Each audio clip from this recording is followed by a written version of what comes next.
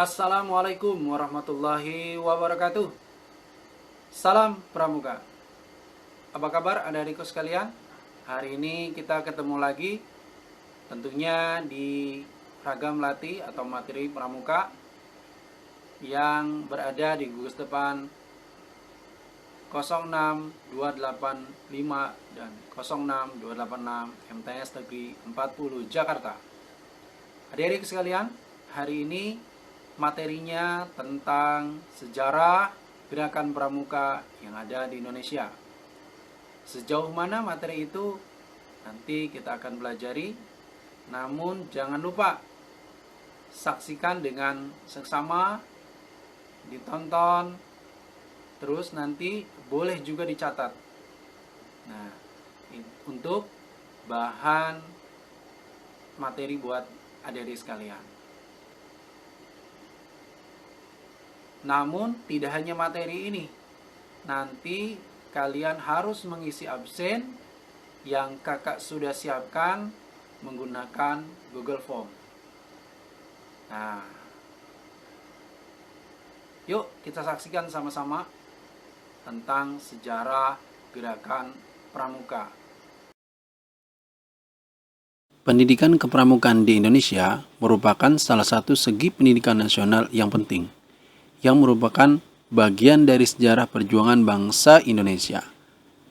Keberadaan pendidikan kepramukaan berawal dari gagasan seorang letnan jenderal yang bernama Lord Robert Baden-Powell of Gilwell, yang dilahirkan di Paddington, London pada tanggal 22 Februari 1857. Gagasan Baden-Powell yang cemerlang dan menarik itu akhirnya menyebar ke berbagai negara termasuk Nederland atau Belanda. Dengan nama Vatvandering, oleh orang Belanda, gagasan itu dibawa ke Indonesia dan didirikan organisasi oleh orang Belanda di Indonesia dengan nama Nederland Indische Vadvinder Vereniging, atau yang sering disebut Persatuan Pandu-Pandu Hindia Belanda. Oleh pemimpin-pemimpin pergerakan nasional, dibentuklah organisasi kepanduan yang bertujuan untuk membentuk manusia Indonesia yang baik dan menjadi kader pergerakan nasional. Sehingga muncul bermacam-macam organisasi kepanduan, diantaranya JPO, Japanese Pathfinder Organization, JJP, Jong Java Pathfindery, Native Nationale Islamische Pathfindery, SIAF, Serikat Islam Afdeling Pathfindery, dan HW atau disebut Hibul Waton.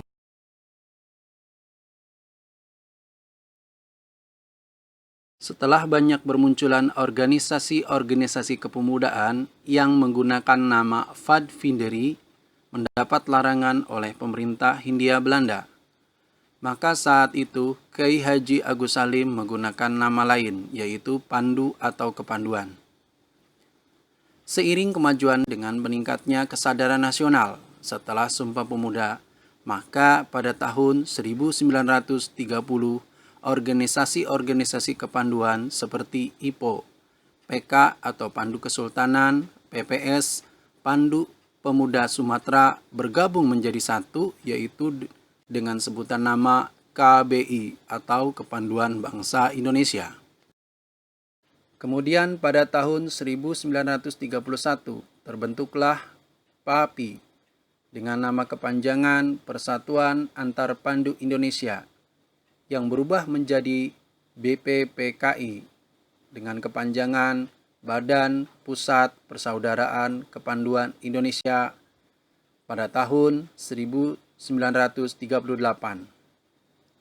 Namun pada penguasaan Jepang, kepanduan di Indonesia dilarang adanya, sehingga tokoh-tokoh kepanduan banyak yang masuk ke organisasi lain seperti Kaibodan, Seinendan, dan Peta.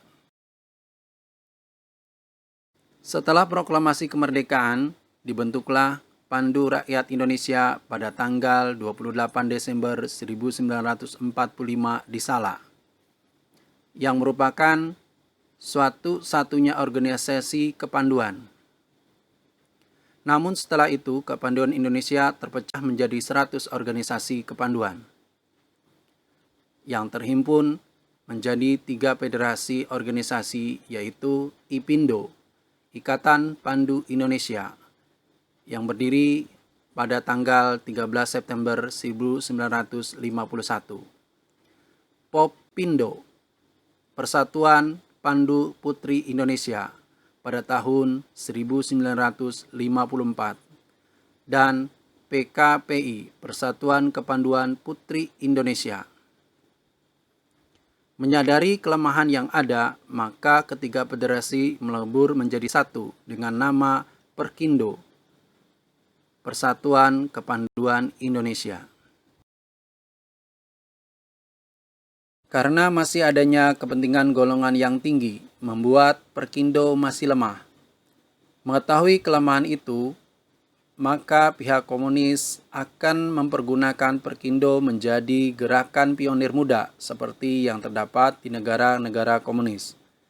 Akan tetapi, kekuatan Pancasila yang ada di dalam Perkindo menentangnya, dan dengan bantuan Perdana Menteri Insinyur Juanda, maka perjuangan itu menghasilkan keputusan Presiden dengan nomor 238 pada tahun 1961 tentang Gerakan Pramuka, yang merupakan organisasi satu-satunya badan yang ada di wilayah Indonesia yang diperkenankan menyelenggarakan pendidikan kepramukaan, sehingga organisasi lain yang menyerupai dan sama sifatnya dengan gerakan pramuka dilarang adanya. Saat itu, Presiden Republik Indonesia yaitu Insinyur Soekarno sedang berkunjung ke Jepang, sehingga penandatanganannya langsung oleh pejabat pemerintah Republik Indonesia yaitu Insinyur Juanda. 1 bulan sebelum keluarnya keputusan Presiden Republik Indonesia dengan nomor 238 tentang Gerakan Pramuka, telah keluar juga keputusan Presiden Republik Indonesia dengan nomor 112 tahun 1961 tertanggal 5 April 1961 tentang pembantu pelaksana pembentukan Gerakan Pramuka. Tentunya banyak yang bertanya, kenapa peringatan Hari Pramuka diperingati pada tanggal 14 Agustus? Hal tersebut dikarenakan pada tanggal 14 Agustus 1961 adalah hari di mana Gerakan Pramuka diperkenalkan di seluruh Indonesia, atau lebih dikenal dengan Hari Tunas Pramuka, sehingga ditetapkan pada Hari Pramuka dan diikuti dengan pawai besar. Dan sebelumnya Presiden telah melantik anggota atau kepengurusan Kuartir Nasional dan Kuarnari, dan diberikanlah panji Gerakan Pramuka oleh Presiden kepada pengurus Kuartir Nasional tersebut.